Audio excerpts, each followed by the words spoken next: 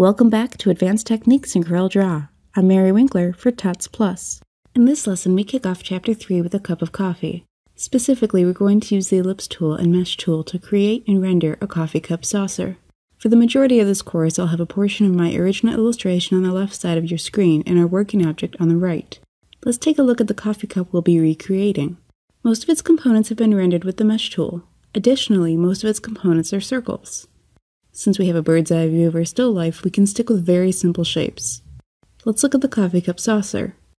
Just for now, I'm going to hide the rest of the coffee cup components in the Object Manager Docker. We'll get to working on our saucer together. Using the ellipse tool, shortcut F7, draw a circle. Hold down Ctrl to keep it uniform. Set the fill color to white and the outline to none. I'm going to zoom in a little bit so we're super focused on the saucer. You're welcome to zoom in more than this since you don't have two objects to show like I do. You'll find the Mesh tool, shortcut M, beneath the Interactive Fill tool in the toolbox. Select your ellipse and grab the Mesh tool. Now, as an example, you can see what my saucer's mesh looks like.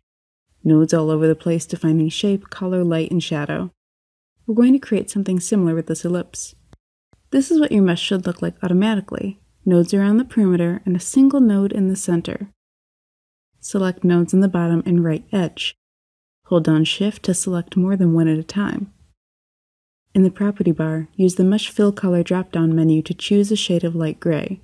Notice how lovely the white and gray blend into each other from node to node. Select the nodes on the left side and make sure you don't accidentally warp the ellipse shape while doing so. Apply a light gray to these nodes too. Double-click an area within your mesh circle to add a node. Add them around the circle. 6 new nodes have been placed in total. You'll notice that as you add nodes, other nodes will appear at cross-sections within the mesh. We want to create the rim and lip of the saucer. To do that, the object edge has to be lighter than the immediate inside edge. Make the new nodes a light gray or white and move some of them carefully toward the outer edge. You may need to add additional nodes to create the saucer lip. Think of it as a circle within the main circle. Continue around. And once done with the second layer of nodes, you'll start up on a third, whose color will be like a medium gray. This makes the saucer look indented. Let's slow things down a bit. I'm defining the edge of the saucer with the first inner layer of nodes. I place a couple of nodes and then add a light gray or white to them for the color. If I change nodes to white immediately without adding another line of nodes, the rest of my saucer lightens up. I only want the inner edge to be lighter, so let's add another line of nodes around it, as I mentioned earlier, to make the saucer look like it's indented. For now, I'm keeping the center lighter than the area around it. While most of this will be covered up, it gives me the impression of it being a plate without having to create the next layer of details within the mesh, which would be the indentation where the cup itself sits. Your aim is to add nodes around so what is essentially a rectangular mesh within a circular object appears to be more rounded. We do this by adjusting the colors found at the corners of the mesh. I want to continue the lighter gray or white that shows the saucer's lip so that it forms a soft, subtle circle similar to what my original mesh holds. I'm now adjusting the shape of the mesh but manipulating node positions and node handles within the body of the saucer.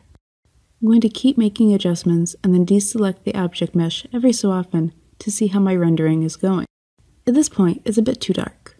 I want it to be lighter and a bit more subtle.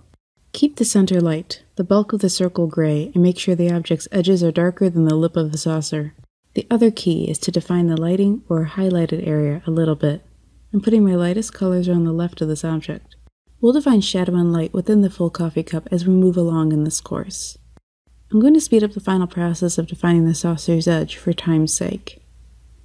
Take all the time that you need. Reference a real plate or coffee cup if you want to. Push nodes and pull handles so you get the realistic look you want your illustration to contain. I'm going to move on to the next part of this object, the coffee cup. Thank you so much for joining me in this lesson on the mesh tool. In the next lesson, we're going to continue using the mesh tool and rendering another circle.